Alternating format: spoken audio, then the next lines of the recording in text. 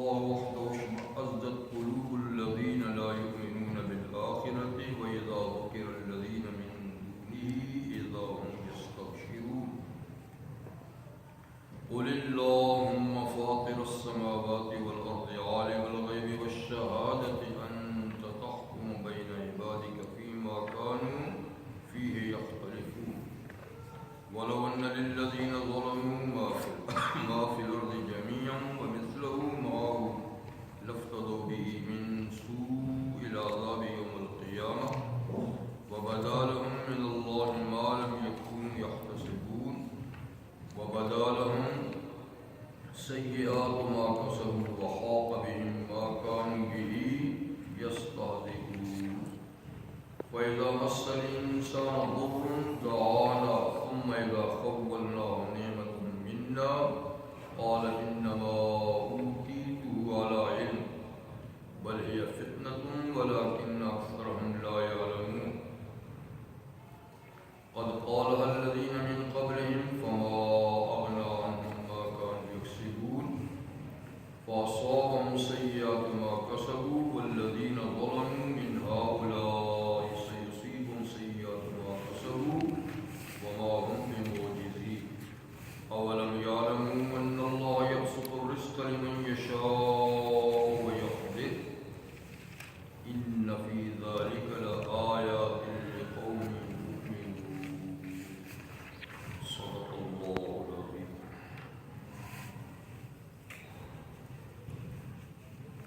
سورہ زمر کی آیت نمبر 45 سے 52 تک آیات آپ کے سامنے اس کو تلاوت کی.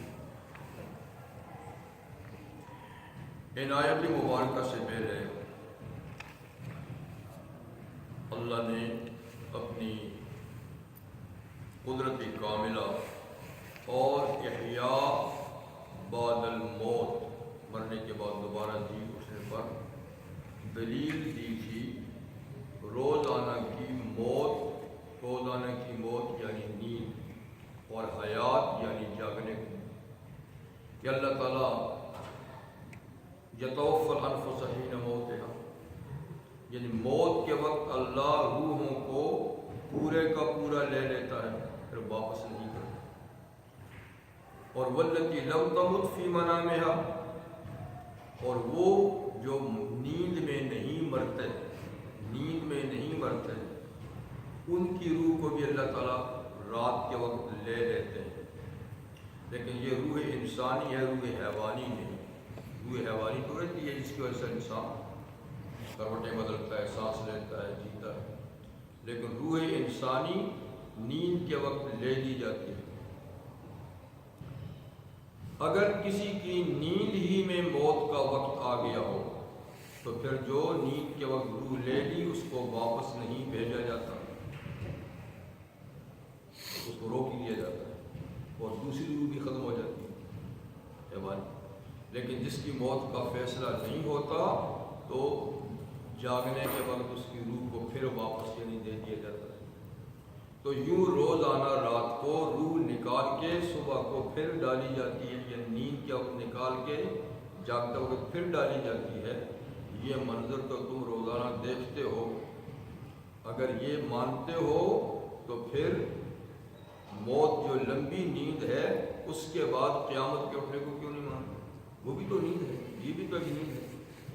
تو چند گھنٹوں میں ہم روح لے کے واپس کرتے ہیں تو وہ ذرا تھوڑا سا لمبا وقفہ ہو جائے گا، بس اتنی سی بات. تو مطلب یہ کہ یہ کوئی بعید بات نہیں، اس سے تو تم روزانہ دو چار ہوتے ہو، روزانہ مرتے جیتے ہو. دوسری بات فرمائی تھی کہ ان لوگوں نے اللہ کے سوا کچھ سفارشی بنا رکھے ہیں اور بے فکری زندگی گزار رہے ہیں کہ کوئی فکر کی بات نہیں، ہم نے تو کچھ سفارشی بنا رکھے ہیں، یہ ہمارا کام نکلوا دیں گے. بس ہم کو تو ان کو خوش کرنا ہے، یہ خوش رہیں، اللہ کو خوش کرنا ان کا کام ہے. اور یہ تو تھوڑی سی چیز پہ خوش ہو جاتے ہیں، تھوڑا سا نذرانہ دے دیا، تھوڑا سا سلام کر لیا، تھوڑی سا سجدہ کر لیا. اللہ میاں کو کون راضی کر سکتا ہے؟ وہ مشکل کام ہے. تو چلو ان کو راضی کرو یہ اللہ کو راضی کر دیں گے۔ اللہ فرماتے ہیں یہ غلط نظریہ ہے، اللہ کے سامنے کوئی دم نہیں مار سکتا، سفارش کرے جس کو اللہ کہیں گے، جس کے لیے کہیں گے وہ سفارش کرے گا، یہ نہیں کہ جو جن کو تم نے بنا رکھا ہے وہ سفارش کریں گے۔ فرمائیں کہ غلط بات ہے۔ اب اللہ تعالیٰ اپنی عظمت شان کا ذکر فرماتے ہیں، اور جو اللہ تعالیٰ کی شان کے مطابق ان کا حق ہے وہ تو نہیں دیا جا رہا، بلکہ اللہ کے ساتھ ایسا معاملہ کیا جا رہا ہے جو انتہائی یا نامناسب ہے، اور اس کے بندوں سے ایسا معاملہ کیا جا رہا ہے جو ان کے لیے نامناسب ہے۔ وہ کیا ہے؟ وَإِذَا ذُكِرَ اللَّهُ وَحْدَهُ اشْمَأَزَّتْ قُلُوبُ الَّذِينَ لَا يُؤْمِنُونَ بِالْآخِرَةِ، جب اللہ کا ذکر کیا جاتا ہے، اس کی عظمت بیان کی جاتی ہے، اس کی قدرت بیان کی جاتی ہے، اس کی صفات بیان کی جاتی ہیں کہ اللہ ایک ہے، وحدہ لا شریک، قادر مطلق ہے، عالم الغیب والشہادہ ہے، علی کل شیء قدیر ہے، بکل شیء محیط ہے، علیم بذات الصدور ہے، یہ سب صفات۔ تو اشمئزت قلوب الذین لا یؤمنون بالآخرہ، جو لوگ آخرت پر ایمان نہیں لاتے ان کے دل سکڑ جاتے ہیں، ان کے دل وہ سب بولنا شروع کر دیا ہے، وہ بھی ساتھ میں سکڑ جاتے ہیں، لطف نہیں آتا، اللہ کی باتیں کی جائیں تو لطف نہیں آتا، دل سکڑ جاتے ہیں، چہروں پر اداسی چھا جاتی ہے۔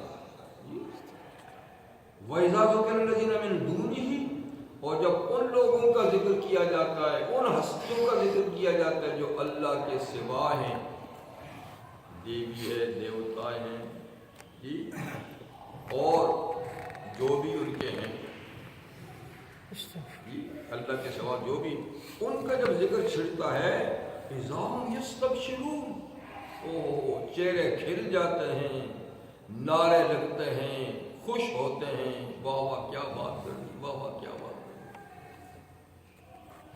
تو اللہ کا نام آئے، اس موضوع پہ گفتگو ہو، دیکھیے مزہ ہی نہیں آیا، اور غیروں کا جب تذکرہ ہو اور ان کی سچی جھوٹی باتیں جب کی جائیں تو کھل جاتے ہیں، مسکراتے ہیں، واہ واہ کرتے ہیں، نعرے لگتے ہیں۔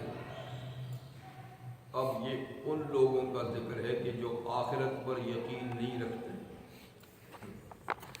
لیکن ہمارے بھولے والے جو آخرت پر یقین رکھتے ہیں وہ بھی کوئی ان سے کم نہیں، وہ بھی ان سے کم نہیں۔ آپ دیکھتے ہیں جب صرف اللہ کا نام لیا جائے، اس کی عظمت بیان کی جائے تو کتنی خشک سا موضوع تھا بس، اور جب کسی پیر فقیر کی بات آ جائے اور ان کے کچھ سچے جھوٹی کرامتیں ہیں یا نہیں ہیں بیان کر دی جائیں تو جناب کیا بات ہے، آج تو جناب واہ واہ کیا بات کر دی تھی، کیا عظمت بیان کر دی، کیا فلاں بیان کر دیا۔ حال ہمارا بھی یہی ہے، یعنی جس کا نام آنے پہ خوش ہونا چاہیے، کھلنا چاہیے، مسکرانا چاہیے، وہاں سکڑ جاتا ہے۔ ہم یہ نہیں کہتے کہ اللہ کے نیک بندوں کا تذکرہ نہ کیا جائے، ضرور کیا جائے، اور اگر کوئی صحیح کرامت ہے تو بھی بیان کر دینی چاہیے، ٹھیک ہے، معجزات تو بیان کر دو، کرامتوں تو بیان کر دو، لیکن خود وہ اللہ کے بندے جس مقام تک پہنچے وہ کس کے ذکر سے پہنچے؟ وہ تو اللہ کے ذکر سے پہنچے، اور وہ اپنی مجالس میں کس کا تذکرہ کرتے ہیں؟ اللہ کا نام سکھاتے ہیں، ذکر سکھاتے ہیں، اللہ سے تعلق سکھاتے ہیں، اس کے احکامات کی طرف، تو وہ تو یہ کام کریں اور آپ اس نام سے سکڑ جائیں اور صرف ان کے تذکرے پہ خوش ہوں، تو یہ تو بات نہ ہوئی، اللہ تعالیٰ کی عظمت اور اس کی قدردانی نہ ہوئی، تو ایسا ہوگا۔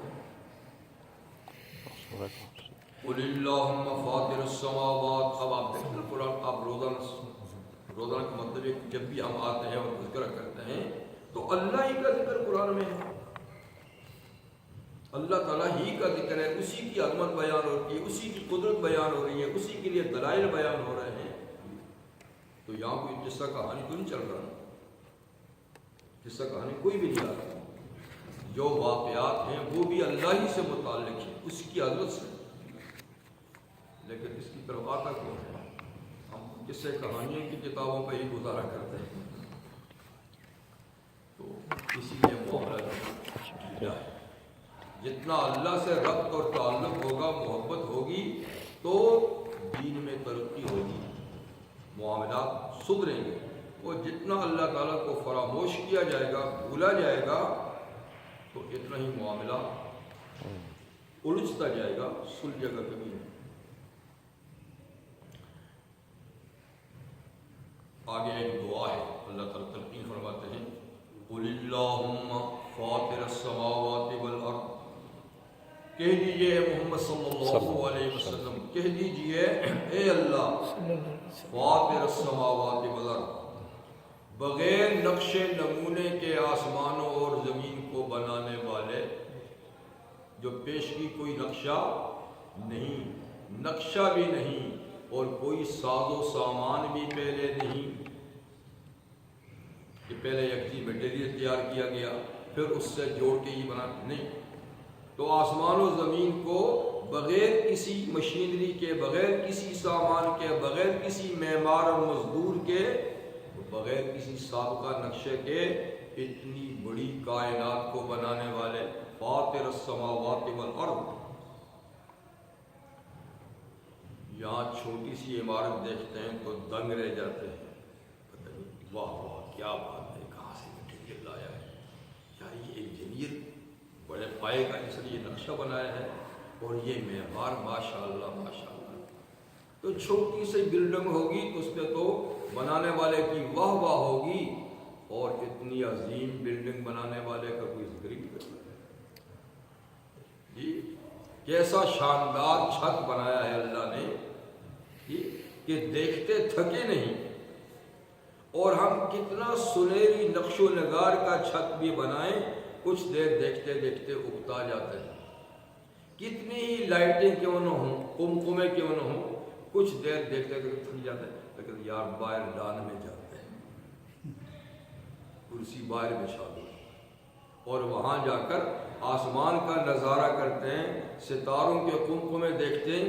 کبھی کوئی کہا کہ تھک گیا ہوں، ایسا کلر دیا ہے، ایسے کمکمے لگائیں کہ دیکھتے تھکتا ہی نہیں انسان، اور باقی عالیشان سے عالیشان بلڈنگ کے لوگ کچھ دیر کے بعد آتے اکتا جاتے ہیں۔ اور اس طرح زمین کا فرش دیکھیے، زمین کا فرش دیکھیے کیسا اللہ نے بنایا، مضبوط اتنا ہے، لاکھوں ٹن سامان بھی اس کے اوپر رکھ دو دستا نہیں، اور نرم اتنا ہے کہ انگلی سے بھی کھرچو تو کھرچ جائے گا، تنکے سے بھی کھرچو تو ویسے لیٹ جاؤ بغیر کسی چیز کے تو بھی لیٹ جاؤ، بستر ڈال کے لیٹو تو بھی لیٹ جاؤ۔ فرش خدا نے ایسا بنایا، اور چھت ایسی بنائی نقش و نگار سے۔ اے اللہ آسمان اور زمین کو پیدا کرنے والے، عالم الغیب والشہادہ، اے اللہ جو ہر پوشیدہ اور ظاہر چیز کو جاننے والا ہے تو، یہ پوشیدہ ہمارے لحاظ سے ہے، اللہ کے لیے کوئی چیز غیب نہیں ہے، یعنی جو چیزیں مخلوق سے چھپی ہوئی ہیں تجھ سے وہ بھی چھپی ہوئی نہیں ہیں، اور جو مخلوق کے سامنے ظاہر ہے وہ بھی تجھے معلوم ہے، جو مخلوق کے سامنے ظاہر نہیں وہ بھی تجھے معلوم ہے۔ عالم الغیب والشہادہ، علم اتنا ہے، قدرت اتنی ہے، قدرت اتنی ہے، علم اتنا ہے۔ اچھا، اور آگے کیا کہنے کا، انت تحکم بین عبادک، یہ جو ہزارہا اختلافات ہیں تیرے بندوں میں جی، مختلف مذاہب ہیں دنیا میں، اور مذاہب کے اندر بھی پھر مذاہب ہیں جی، اور یعنی کتنے اختلافات ہیں، تو ان اختلافات کا حل دنیا میں کوئی نہیں ہے، دنیا میں کوئی نہیں. تو انت تحکم بین عبادک، دنیا میں کوئی ایسی عدالت نہیں جو فیصلہ کرے، تو ہی اپنے بندوں کے درمیان اپنی عدالت میں فیصلہ کرے گا. اور فیما کانوا فیہ یختلفون، جن میں یہ اختلاف کرتے تھے اس کا فیصلہ آپ ہی کریں گے، اور کوئی عدالت ایسی نہیں ہے جو اس کا فیصلہ کر سکے.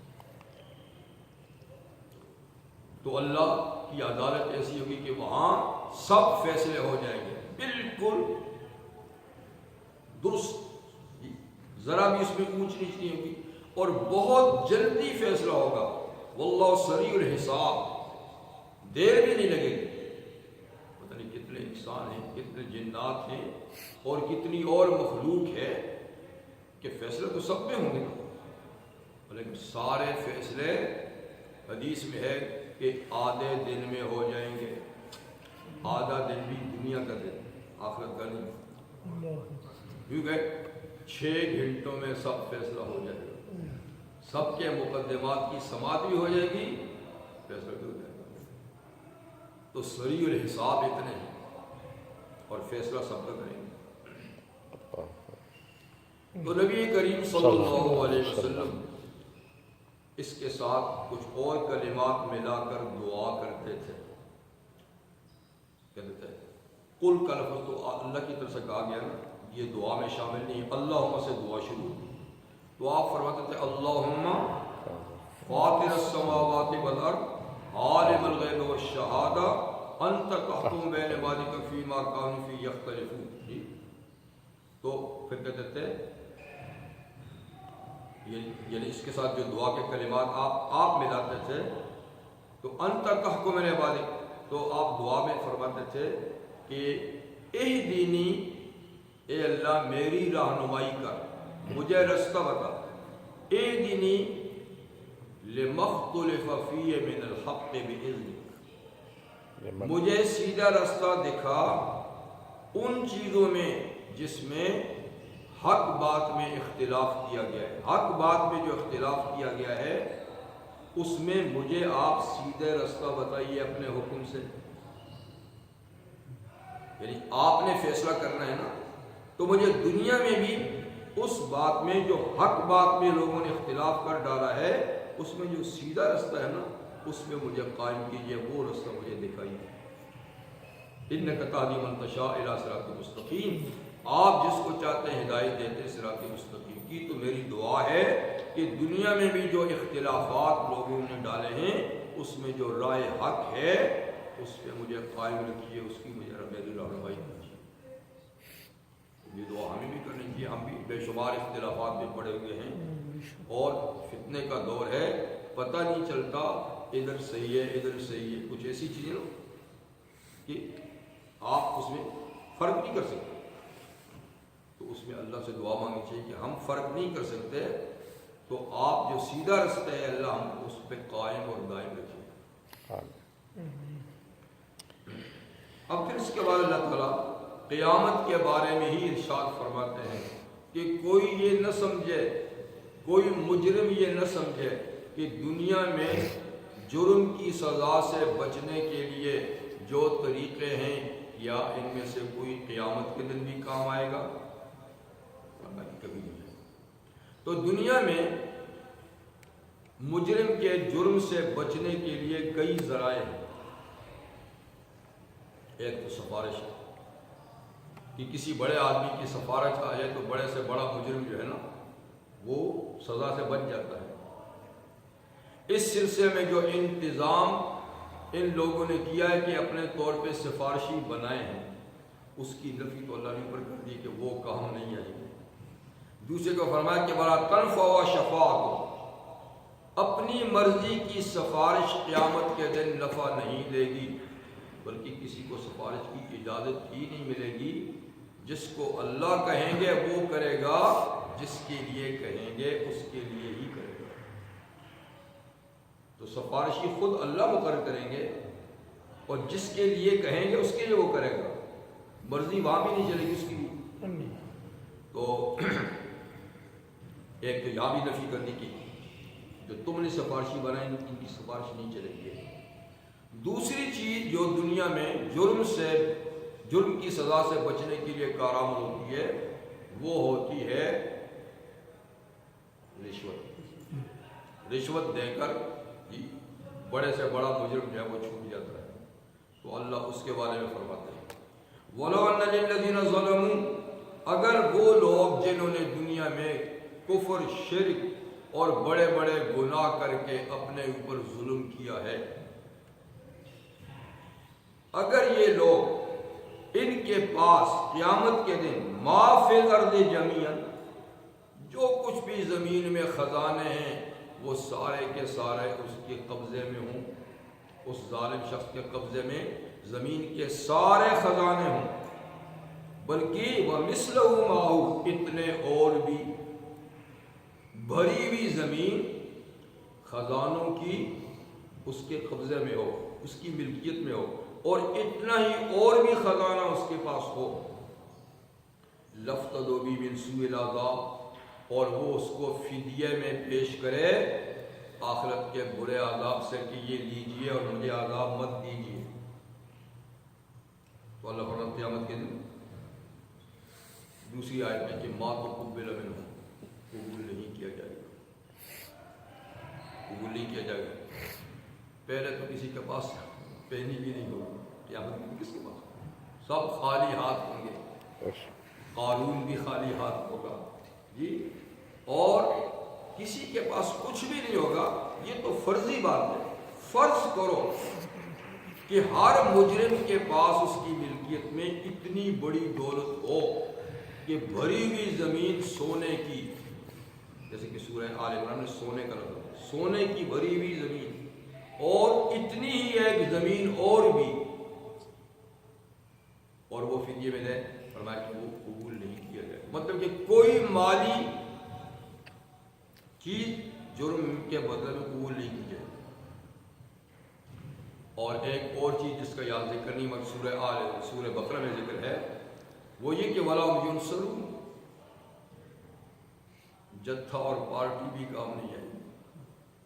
دنیا میں سزا سے بچنے کے لیے مضبوط پارٹی بھی کام آ جاتی ہے، احتجاج ہوتا ہے، جیلیں توڑ دیتے ہیں، پرابلم کا نہیں. وہاں کسی کی ہمت نہیں کی، کسی کی مدد نہیں کیا. تو کوئی وہ چیز جو دنیا میں سزا سے بچنے کے لیے کارآمد ہے، آخرت میں بالکل نہیں ہو. وَبَدَا لَهُم مِّنَ اللَّهِ مَا لَمْ يَكُونُوا يَحْتَسِبُونَ، اور ان مجرموں کے سامنے ظاہر ہو جائیں گی اللہ کی طرف سے وہ چیزیں جن کا وہ خیال بھی نہیں کرتے تھے کہ ایسا ہوگا. یعنی جس سزا کو وہ تسلیم ہی نہیں کرتے تھے دنیا میں کہ ایسا ہونا ہے، ایسا ہونا ہے، وہ سزا ان کے سامنے ظاہر ہو جائے گی. تو آج تو وہ نہیں مانتے، جہنم کچھ نہیں ہے، لیکن جب جہنم سامنے آ جائے گی تو پھر ان کو پتہ چلے گا کہ نہیں یہ واقعی ہے. تو ان کے سامنے ظاہر ہو جائیں گی وہ چیزیں جو ان کے وہم و گمان میں بھی وہ سزا نہیں تھی، ان کے خیال میں بھی وہ سزا نہیں تھی، وہ سزا ان کے سامنے بالکل ظاہر ہو جائے گی. اور وَبَدَا لَهُمْ سَيِّئَاتُ مَا كَسَبُوا، یہاں تو کل کا کام آج بھولا ہوا ہوتا ہے، اور پیچھے جتنے کرتوت کیے وہ سارے کے سارے بھول جاتا ہے آدمی. فرمایا کہ نہیں، اور ظاہر ہو جائیں گے ان مجرموں کے لیے سیئات ما کسبوا، جتنے برے کام کیے ہیں وہ سب ان کے سامنے ظاہر ہو جائیں گے، سب ان کے سامنے واضح ہو جائیں گے. ایک ایک ان کا عمل ان کے سامنے ہوگا. مَن يَعْمَلْ مِثْقَالَ ذَرَّةٍ خَيْرًا يَرَهُ وَمَن يَعْمَلْ مِثْقَالَ ذَرَّةٍ، ہاں کوئی چیز چھپی ہوئی نہیں ہوگی، سارے اعمال ان کے سامنے ظاہر ہوں گے. وَحَاقَ بِهِم مَّا كَانُوا بِهِ يَسْتَهْزِئُونَ، اور جس چیز کا وہ دنیا میں مذاق اڑاتے تھے کہ یہ چیز نہیں ہو سکتی، وہی مذاق ان کو عذاب کی شکل میں گھیر لے گا. یعنی جن حقائق کا وہ انکار کرتے تھے، مذاق اڑاتے تھے، یہ بھی ہو سکتا ہے، یہ بھی ہو سکتا ہے، تو یہ مذاق اڑانا یہ مستقل ایک جرم ہے، اور یہ جرم ان کو عذاب کی شکل میں اپنی لپیٹ میں لے لے گا. جیسے کہ یہ بات بارہا کہی گئی ہے کہ جنت کی نعمتیں ہوں یا جہنم کے عذاب کی شکلیں، یہ سب انسان کے اعمال کی شکلیں ہوں گی، اعمال کی شکلیں ہوں گی، ہاتھ کی شکل میں، سانپ کی شکل میں، بچھو کی شکل میں، جو مختلف سزائیں ہیں یہ اپنے اعمال ہی ہوں گے جو وہاں یہ شکلیں اس کی تبدیل ہو جائیں گی عذاب کی۔ فرمایا کہ ایک طرف انسان کو اتنا اکڑتا ہے کہ حقائق کا منکر ہے، اور دوسری طرف اس کی کمزوری اور ناشکری کو بھی دیکھو، کمزوری اور ناشکری کو بھی دیکھو کہ فَإِذَا مَسَّ الْإِنسَانَ ضُرٌّ، جب انسان کو کوئی تکلیف پہنچتی ہے، بیماری پہنچتی ہے، غربت افلاس ہوتا ہے، کسی قسم کی بھی کوئی تکلیف پہنچتی ہے، دعانا، پھر ہمارے پاس آ جاتا ہے، ہمیں پکارتا ہے۔ یعنی پہلے تو جو اس نے اسباب بنائے اسی کے پاس جاتا ہے، لیکن ادھر سے جب کچھ نہیں بنتا تو آخر میں پھر ہمارے ہی پاس آ جاتا ہے، تو ہمیں پکارتا ہے۔ اللہ فرماتا ہے پھر ہم تو ہم ہیں کہ کتنا بڑا مجرم کیوں نہ ہو، جب پکارتا ہے تو ہم جب دیکھ کے دیتے ہیں۔ کیا بات ہے، اللہ تو ہزار ماؤں سے زیادہ شفیق ہیں، مہربان ہیں۔ تو بگڑتا ہے پھرتا ہے، گھومتا ہے، در در کی ٹھوکریں کھا کر جب کام نہیں بنتا تو آخر ہمارے پاس آتا ہے، تو ہم پھر بھی دھتکارتے نہیں ہیں، نہیں ہیں۔ چل میرا بندہ ہے، میں نے پیدا کیا ہے، بچھڑا ہوا تھا، آ گیا ہے، تو پھر کہتے ہیں کیا بات ہے، وہ اپنی مشکلات میں یا اللہ، اور تو کوئی صورت نہیں، آپ ہی دور کر سکتے ہیں۔ ثم اذا خوفنا نعمت منا، پھر اس کی مشکل کو جو ہم اپنی نعمت سے بدل دیتے ہیں، بیماری کو دور کر کے صحت دے دیتے ہیں، غربت کو ہٹا کر دولت دے دیتے ہیں، تو بہرحال جو مشکل تھی اس کو ہٹا کر ہم نعمت سے نوازتے ہیں، پھر ہمیں بھول جاتا ہے، پھر کہتا ہے نہیں یہ تو اس لیے مجھے ملا ہے، یہ تو میں نے یہ کوشش کی تھی، میں تو اس قابل تھا، مجھے تو یہ چیز ملنی ہی تھی، تو ہمارا نام پھر نہیں لیتا کہ اللہ نے مہربانی سے دی نعمت۔ کہتا ہے انما اوتیت علی علم، یہ تو میرے علم، میرے ہنر، میری محنت، میری کاوش سے یہ چیز ملی ہے، جی میں نے اتنی محنت کی تھی، اتنی کوشش کی تھی، یہ تو میرا حق تھا جو مجھے ملا ہے، یہ تو مجھے حق ہے۔ قارون کو بھی جب موسیٰ علیہ کے زکوٰۃ دو، اور قوم کے لوگ نے کہا احسن کما احسن اللہ علیہ، جیسے اللہ نے تیرے ساتھ احسان کیا نا، مال دے کر، تو بھی اللہ کے بندوں کے ساتھ احسان کر، اس کو زکوٰۃ صدقات کی شکل میں دے۔ اس نے کہا کس کا احسان؟ انما اوتیت علی علم عندی، یہ تو میرے پاس علم تھا، ہنر تھا، قابلیت تھی، استعداد تھی، میں کوالیفائڈ تھا اس کا، تو مجھے ملنی تھی، مجھ پر کسی کا کیا احسان، میں کیوں کسی کو دوں؟ تو سورہ یاسین میں گزر چکا ہے کہ جب مشرکین مکہ سے کہا جاتا تھا کہ انفقوا فی سبیل اللہ، تم دولت مند ہو تو غریبوں پر اللہ کے راستے میں کچھ خرچ کرو، تو آگے سے پڑھ کے کہتے تھے لو شاء اللہ اطعمہم، ہم کیوں دیں، جب اللہ نہیں دیتا ان کو تو ہم کیوں دیں؟ جی اللہ خود چاہتا تو ان کو دے دیتا، جب اللہ نہیں دینا چاہتا تو ہم کیوں دیں؟ اللہ نہیں تو ہم کیوں دیں؟ ارے میاں اللہ آپ کے ہاتھوں ان کو دلانا چاہتا ہے، وہ دے سکتا ہے، یہ تمہارا امتحان ہے، امتحان کی بات نہیں ہے، اللہ ان کو دینا نہیں چاہتا اس لیے نہیں دیا، تو ہم کیوں اللہ جو کام نہیں کرنا چاہتا ہم کیوں کریں؟ تو یہ کہتے ہیں کہ انما اوتیت علی علم، کہ یہ چیز جو تکلیف کے بدلے میں ملی ہے یہ ہمارے علم کی وجہ سے ملی ہے، عمل کی وجہ سے ملی ہے، ہنر کی وجہ سے ملی ہے، قابلیت کی وجہ سے ملی ہے، یہ تو ہمیں ملنی چاہیے۔ اللہ فرماتے ہیں علم کی وجہ سے اگر ملی ہو تو علم کس نے دیا ہے، ہنر کی وجہ سے ملے تو ہنر کس نے دیا ہے، لیکن اصل میں بات یہ کہ بھولتے ہیں. اللہ فرماتے ہیں ایسی بات نہیں ہے، بل ہی فتنۃ، بلکہ یہ امتحان ہے. کسی کو دینا، کسی کو نہ دینا، کسی سے لینا، یہ امتحان ہے، قابلیت کی بات نہیں. اگر بات قابلیت کی ہوتی تو ناقابل تو بھوکوں سے مر ہی جاتے. ان کو تو سر چھپانے کے لیے جھونٹی بھی میسر نہ ہوتی. لیکن یہ اللہ کی تقسیم ہے، اس میں علم ہنر کی بات نہیں. کتنے ہنرمند ہیں اور علمی ڈگریاں لیے ہوئے پھرتے ہیں، مشکل سے بیچارے زندگی گزارتے ہیں. اور کتنے جو کچھ بھی نہیں جانتے، وہ جٹ جائر ہیں، وہ دولت میں کھیلتے ہیں. ٹھیک ہے نا؟ اور کتنے ہیں جو صحت مند ہیں، اور کتنے ہیں جو بہترین سے بہترین علاج کراتا ہے لیکن پھر بھی مریض ہیں. اچھی سی اچھی دعائیں، بہترین سے بہترین غذائیں کھائیں گے، صحت پھر بھی نہیں.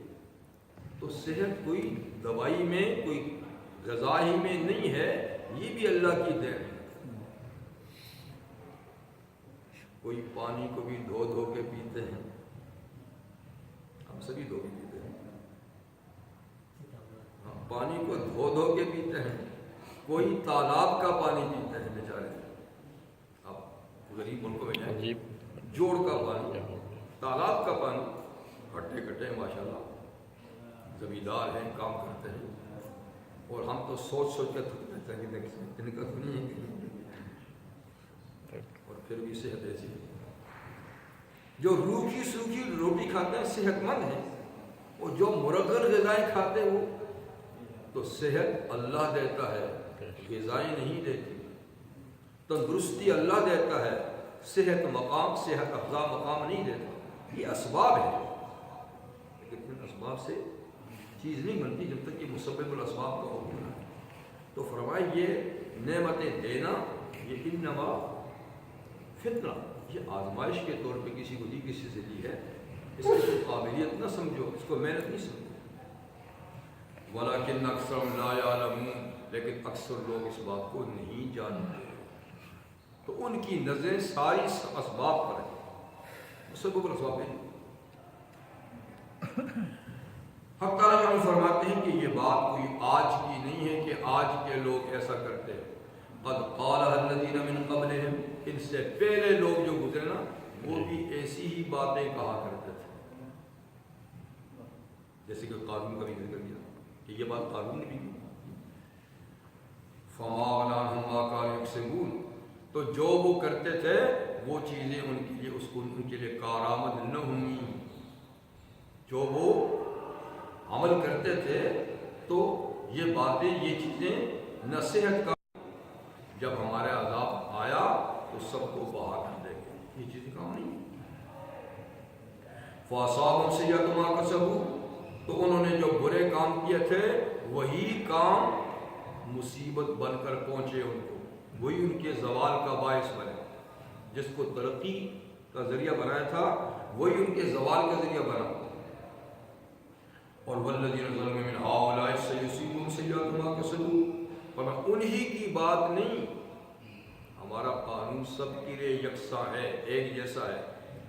وہ لوگ جنہوں نے ظلم کیا، کفر، شرک اور گناہ کر کے، من ہؤلاء یعنی ان لوگوں میں، موجودہ لوگوں میں، سیصیب سیئات ما کسبوا، بہت جلد ان کو بھی عذاب پہنچے گا ان کے اعمال کی بدولت. یہ نہ سمجھیں کہ یہ بچ جائیں گے. جیسے ان کے اعمال عذاب کی صورت میں آئے، ان کے اعمال بھی عذاب کی صورت میں آئیں گے، اور یہی ترقی ان کے زوال کا ذریعہ بنے گی. جیسے ان کی ترقی زوال کا ذریعہ بنے، ان کی ترقی بھی زوال کا ذریعہ بنے. ہر کمال را زوال، ہر کمال کے لیے زوال ہے. تو یہی چیزیں جو اپنے بچاؤ کے لیے بنائیں، یہ ان کی تباہی کا ذریعہ بنے، یہ اپنی ان کی تباہی کے لیے ذریعہ بنے. ٹھیک ہے.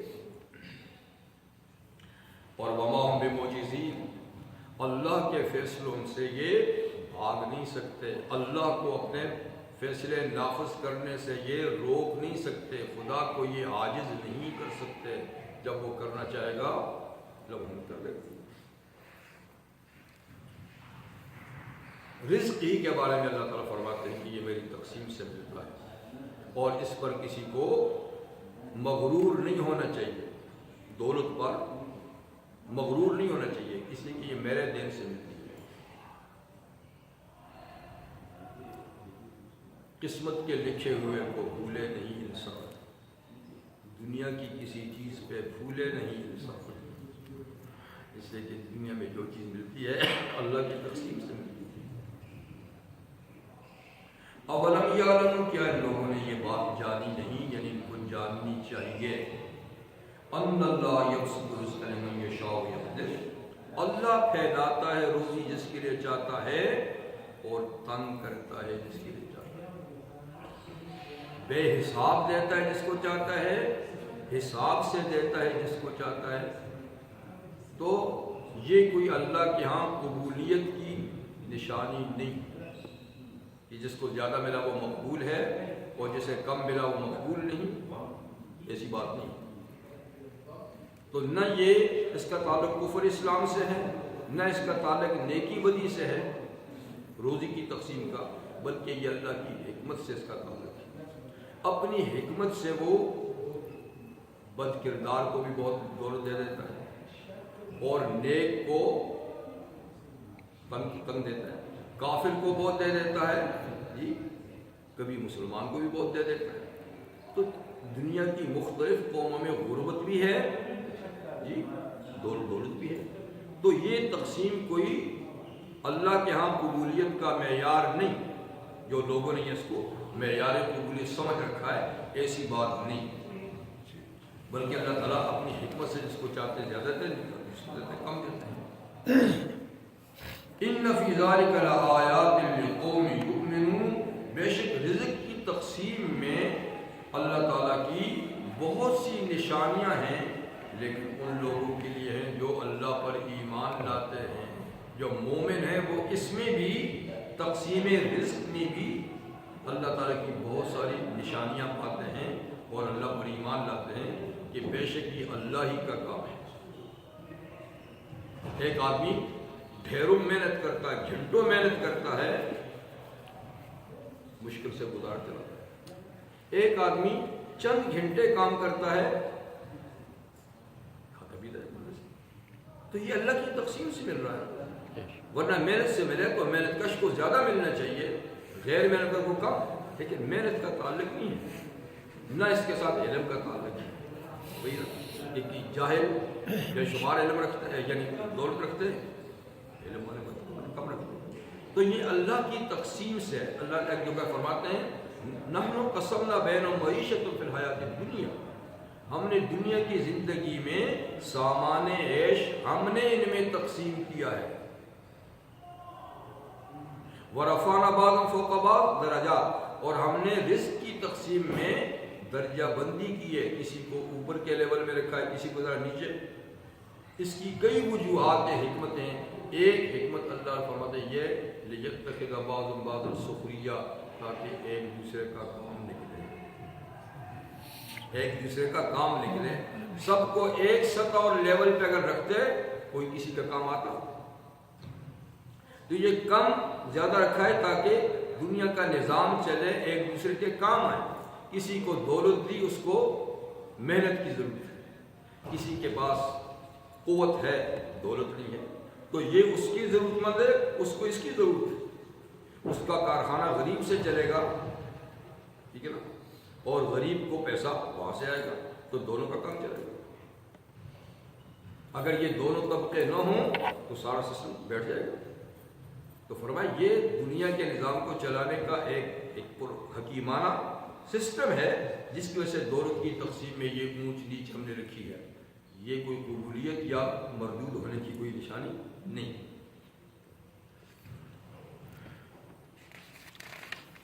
کم عالم آیت مذاہب و جاہد تلقاہ مرزوقا، کتنے پڑھے لکھے ہیں کہ سارے کمانے کے رستوں میں چل کے تھک گئے بیچارے، اور کتنے جاہل اور جاہل ہیں، آپ ان کو ملیں گے تو خوب کھاتے پیتے ہوں گے۔ تو مطلب یہی ہے کہ یہ تقسیم ہے۔ قل یا عبادی الذین اسرفوا علی انفسہم لا تقنطوا من رحمۃ اللہ۔ شروع اسلام میں جب لوگ اسلام میں داخل ہوتے تھے تو بعض لوگوں کو یہ خیال ہوتا تھا کہ ہم نے اسلام سے پہلے بڑے بڑے جرائم کیے ہیں، قتل کیے ہیں، بدکاریاں کی ہیں، جی اللہ کے ساتھ شرک کیا ہے، فلاں فلاں فلاں فلاں کام کیا ہے۔ نہ معلوم کہ مسلمان ہونے کے بعد ہمارے وہ پہلے گناہ معاف ہوں گے یا نہ ہوں گے۔ یعنی اگر معاف ہوتے ہیں پھر تو اچھی بات ہے، آ جاتے اسلام میں، اگر نہیں معاف ہوتے، پٹائی پھر بھی ہونی ہے، تو پھر اسلام میں جانے کی کیا ضرورت ہے؟ کیونکہ جرم تو ہم نے بڑے بڑے کیے ہیں، اگر وہ اسلام سے معاف نہیں ہوتے تو پھر جانے کی کیا ضرورت ہے؟ اور پابندیاں اپنے اوپر لیں، مار کھانی تو کھانی۔ تو کئی لوگوں نے اس بات کا حضور سے اظہار بھی کیا کہ ہم مسلمان ہو جاتے ہیں لیکن ہم نے تو اسلام میں کچھ گناہ ایسے ہیں جن کا بہت سخت سزا اللہ تعالیٰ نے اس کی بتائی ہے اور وہ ہم نے کیے ہیں۔ اگر مسلمان ہونے سے وہ معاف ہوتے ہیں پھر تو ٹھیک ہے، اور اگر نہیں ہوتے تو جناب تو رہنے دیجیے، اسی حال میں۔ تو اس پہ یہ آیت نازل ہوئی، اور سورہ فرقان کی آیت بھی نازل ہوئی، الا من تاب۔ کسی نے زنا کیا ہے، کسی نے قتل کیا ہے، کسی نے شرک کیا، یہ بڑے بڑے گناہ ہیں۔ الا من تاب وآمن، مگر جو اب ان گناہوں کو چھوڑ دے اور ایمان لائے، مسلمان ہو جائے، وعمل عملا صالحا، اور اب نیک کام شروع کرے، فاولئک یبدل اللہ سیئاتہم حسنات، یہ نہیں کہ پچھلے گناہ معاف ہوں گے، اللہ ان گناہوں کو نیکیوں میں بدل دے گا۔ سبحان اللہ۔ تو یہاں بھی اللہ نے تسلی کی، اس کی فکر نہیں کرو، جو پہلے ہو چکا اس کی فکر نہیں کرو، گزشتہ سلوات آئندہ رہے کیا، مسلمان ہو جاؤ، اب محتاط ہو جاؤ، پچھلے گناہ اسلام سے دھل جائیں۔ وہ ایک صحابی تشریف لائے تھے، پہلے شدید ترین مخالف تھے، عمرو بن عاص رضی اللہ عنہ۔ اللہ نے ان کا دل پھیرا تو آئے، حضور ہاتھ پھیلائیے میں بیعت کرتا ہوں۔ ان کو بڑی خوشی ہوئی ہے، آگے ٹھیک ہے، آپ نے ہاتھ پھیلایا، اس نے آگے ہاتھ کر کے پھر پیچھے کر لیا۔ عمر یہ کیا بات ہے، خود ہی پیشکش کی تھی، میں نے ہاتھ دیا تو تم نے ہاتھ ادھر کر کے پیچھے کر۔ اس نے کہا حضور میں کچھ شرط لگانا چاہتا ہوں۔ کیا شرط ہے؟ کہا شرط ہے لگاتا ہوں کہ اسلام قبول کرنے سے پہلے گناہوں کا کیا ہوگا؟ اتنی شدید آپ کی مخالفت کی ہے اور بڑے بڑے گناہ کیے ہیں، اگر وہ مسلمان ہونے سے ختم ہوتے ہیں پھر تو ٹھیک ہے، اور نہیں ہوتے تو پھر بیعت کرنے کا کیا فائدہ ہوگا؟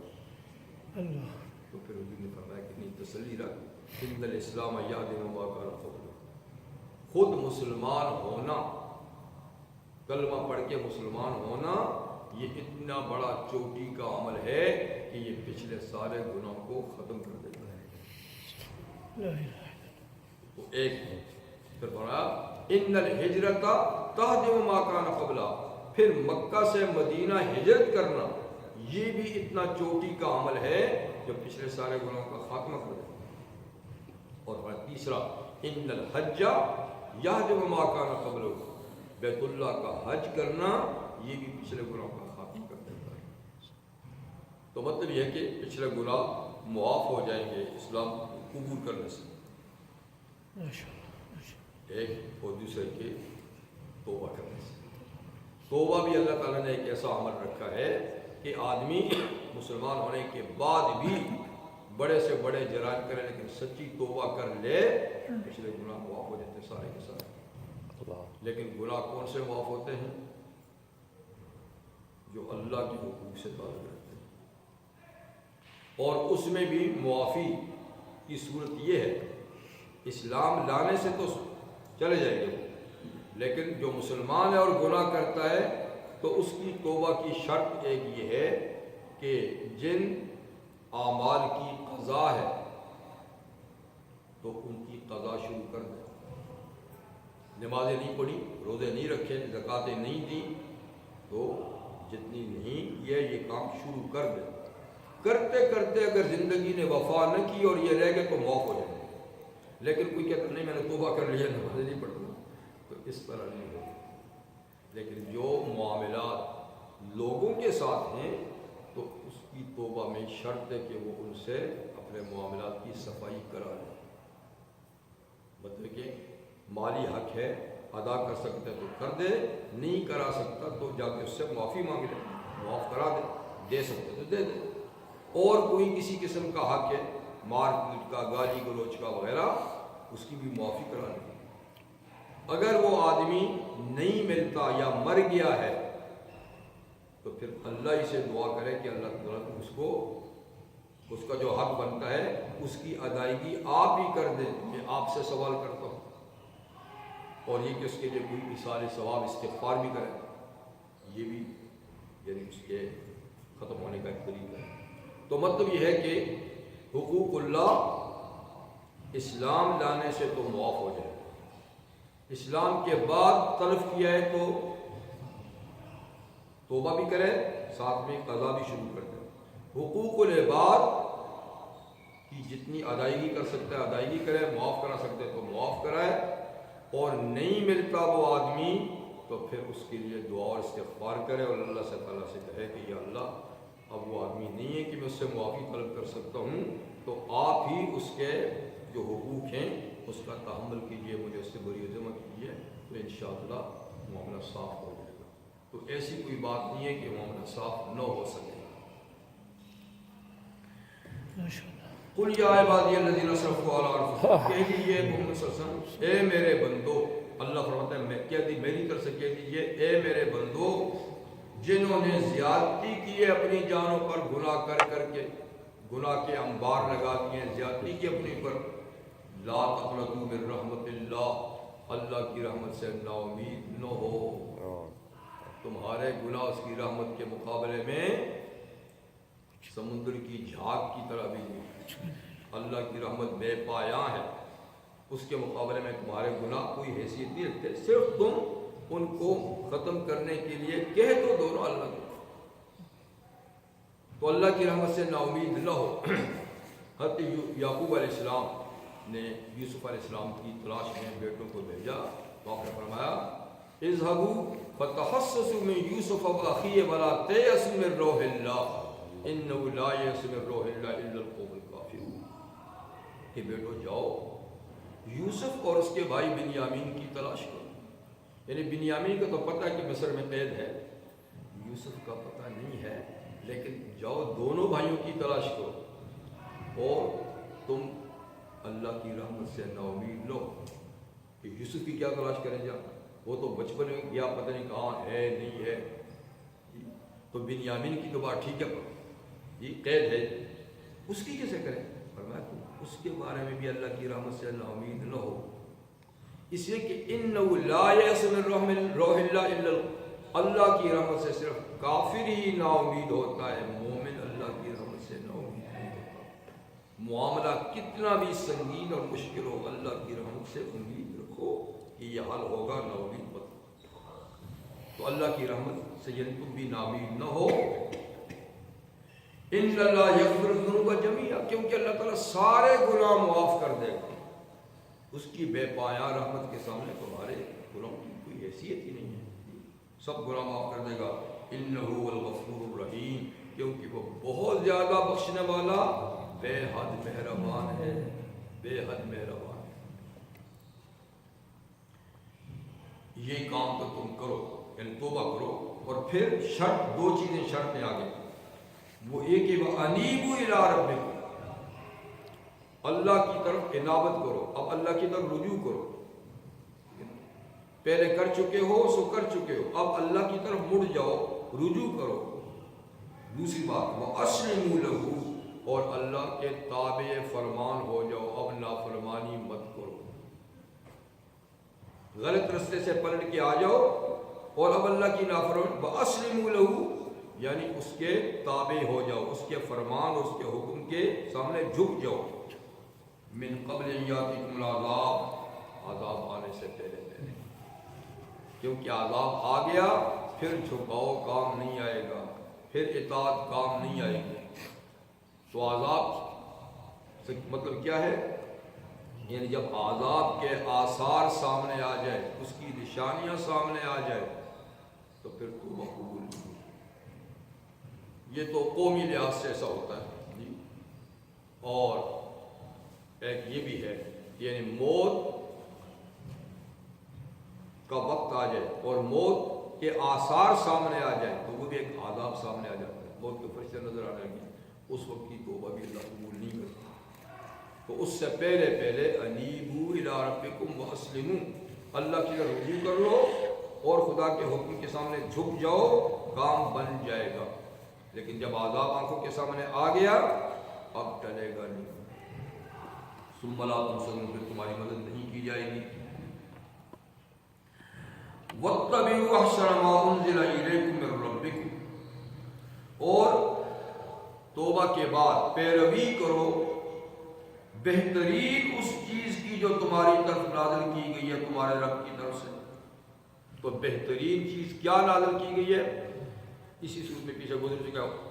اللہ نزل احسن الحدیث کتابا، اللہ نے سب سے اچھی بات جو نازل کی ہے وہ اللہ کی کتاب ہے. تو یہاں احسن کا معنی کیا ہے؟ یعنی کتاب اللہ. تو پیروی کرو احسن ما انزل الیکم، بہترین اس چیز کی جو تمہاری طرف نازل کی گئی تمہارے رب کی طرف سے، اور اس کی بھی پیروی کرو من قبل ان یاتیکم العذاب بغتۃ، اچانک عذاب آنے سے پہلے پہلے پیروی کرو. اس سے تعلق جوڑ لو، اس پہ عمل کرنا شروع کر دو. وانتم لا تشعرون، کہ اچانک عذاب آیا تو تمہیں پتہ بھی نہیں چلے گا، تمہیں شعور اور سمجھ بھی نہیں ہوگی. اچانک عذاب آیا، اس سے پہلے پہلے اپنا رابطہ تعلق کتاب اللہ سے جوڑ لو. پھر کیا ہوگا؟ اگر عذاب آیا اور تم اس کے ساتھ تعلق تم نے نہیں جوڑا، کاٹ کے رکھا، پھر افسوس کرو گے.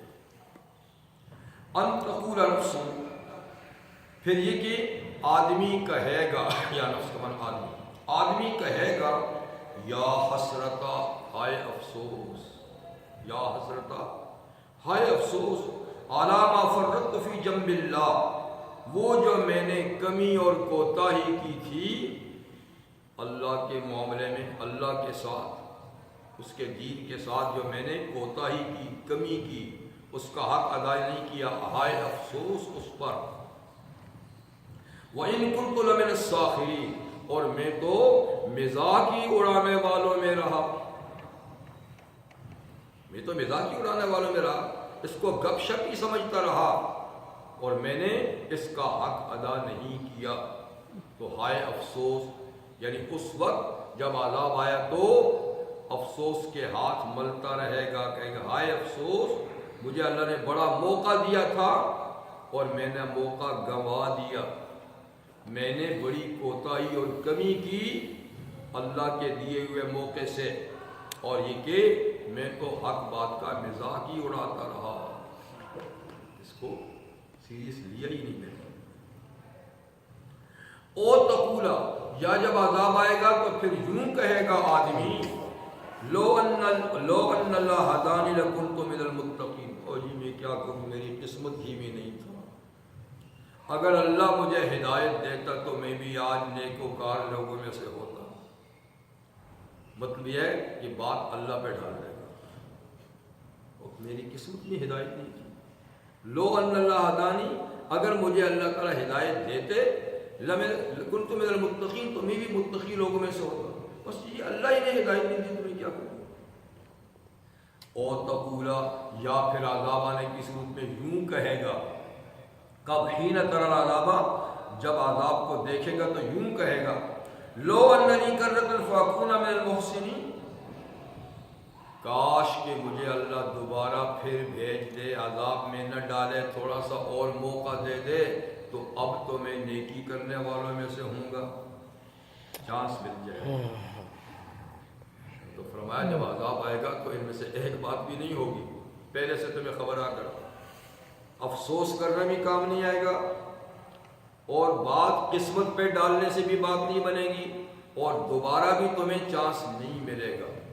ابھی وقت سے کچھ کرتے ہو تو کر لو۔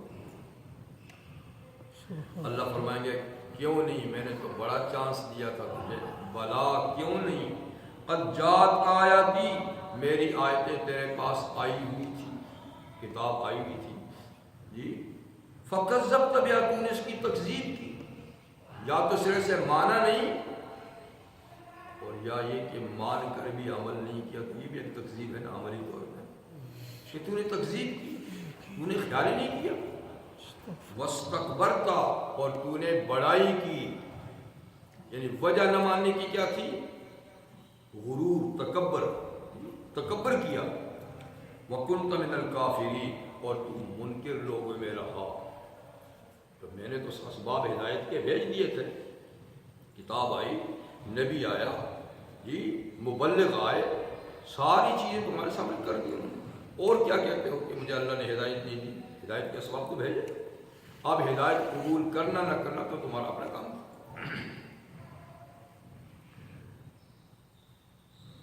وَيَوْمَ الْقِيَامَةِ تَرَى الَّذِينَ كَذِبُوا عَلَى اللَّهِ وُجُوهُهُمْ مُسْوَدَّةٌ، تو یہ افسوس کرتا رہے گا اور افسوس کام نہیں آئے گا، پشیمان ہوگا لیکن پشیمانگی کام نہیں آئے گی، بلکہ ہوگا کیا، قیامت کے دن آپ ان لوگوں کو دیکھو گے جنہوں نے اللہ پر دنیا میں جھوٹ باندھا، کہ جھوٹ ہے کہ خدا نے نبی نہیں بھیجا، جھوٹ ہے کہ خدا نے کتاب نہیں بھیجی جی، کہ ان کے چہرے سیاہ ہوں گے، آج تو گورے ہیں، آج تو چہرے گورے ہیں، لیکن قیامت کے دن سیاہ ہوں گے، اور جن کے چہرے آج سیاہ ہیں مگر دل گورا ہے تو چہرے گورے ہو جائیں۔ تو آج جس کا چہرہ گورا ہے، دل کالا ہے، دل کی سیاہی چہرے پہ آ جائے گی، جس کا چہرہ کالا ہے، دل ایمان سے گورا ہے، دل کی لائٹ چہرے پہ آ جائے گی۔ یوم تبیض وجوہ و تسود وجوہ، قیامت کے دن بہت سارے چہرے سیاہ اور بہت سے سفید ہوں گے، وجوہ یومئذ ناظرہ، بہت سے چہرے اس دن تر و تازہ ہوں گے، شگفتہ ہوں گے، پھول کی طرح کھلے ہوں گے، وہ وجوہ یومئذ باسرہ، کئی چہرے اس دن سکڑے ہوئے ہوں گے، مرجھائے ہوئے ہوں گے، مسفرہ، چمکتے ہوں گے، اور کچھ ترہقہم ذلہ، ذلت چھائی ہوئی ہوگی، لعنت برستی ہوگی، تو چہرے سیاہ ہوں گے، اور الیس فی جہنم مثوی للمتکبرین، کیا جہنم متکبر لوگوں کا ٹھکانہ نہیں، یعنی اب تو ان کا ٹھکانہ وہی ہے، اب تو ٹھکانہ جہنم ہی ہے۔ وَيُنَجِّي اللَّهُ الَّذِينَ اتَّقَوْا، لیکن جو متقی پرہیزگار ہیں، دنیا کی زندگی بچا کے گزاری گناہوں سے، اللہ ان کو بچا لیں گے اس ذلت سے قیامت کے دن، بِمَفَازَتِهِمْ، یعنی ان کی کامیابی کی وجہ سے، کیونکہ وہ کامیاب ہو جائیں گے، لَا يَمَسُّهُمُ السُّوءُ، ان کو ذرا بھی کوئی برائی نہیں چھوئے گی، بری حالت پیش نہیں آئے گی، وَلَا هُمْ يَحْزَنُونَ، اور وہ غم زدہ بھی نہ ہوں گے، مطمئن ہوں گے، چہرے کھلے ہوئے ہوں گے جی۔ اللہ خالق کل شیء، یاد رکھو اللہ سب چیزوں کا پیدا کرنے والا ہے، ہر چیز کا، جس کو چیز کہتے ہیں وہ اللہ کی پیدا کی، اور وہ ہر چیز پر نگہبان بھی ہے، چیزوں کو بنا کے چھوڑ نہیں دیا ہے، بلکہ سب کی نگرانی بھی کرتا ہے، دیکھ رہا ہے۔ اور لہو مقالید السماوات والارض، زمین و آسمان کے خزانوں کی چابیاں اسی کے پاس ہیں، زمین و آسمان کی چابیاں اسی کے پاس ہیں۔ والذین کفروا بآیات اللہ اولئک هم الخاسرون، وہ لوگ جنہوں نے اللہ کی آیات کا انکار کیا، یہی لوگ ہیں نقصان اٹھانے والے، یعنی دنیا میں چاہے وہ کتنے فائدے میں کیوں نہ ہوں، آخرت میں کیا ہوں گے، یہ نقصان اٹھانے والے ہوں گے، آخرت میں نقصان اٹھانے۔ سبحانك اللهم وبحمدك اشهد ان لا اله الا انت جزاکم اللہ خیر.